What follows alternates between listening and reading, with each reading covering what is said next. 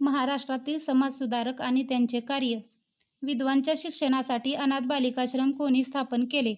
महर्षी धोंडो केशव कर्वे. शिका, संघर्ष करा व संघटित व्हा हे कोणाचे ब्रीदवाक्य आहे? बहिष्कृत हितकारणी सभा.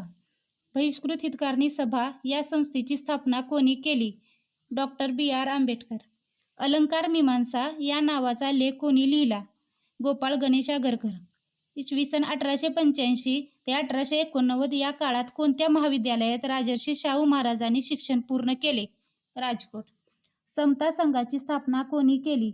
डॉक्टर आंबेडकर. ताई महाराज प्रकरणी राजर्षी छत्रपती शाहू व लोकमान्य टिळक यांच्याशी चर्चा केव्हा झाली? 18 ऑगस्ट 1901. बालहत्या प्रतिबंधक गृहाची स्थापना कोणी केली?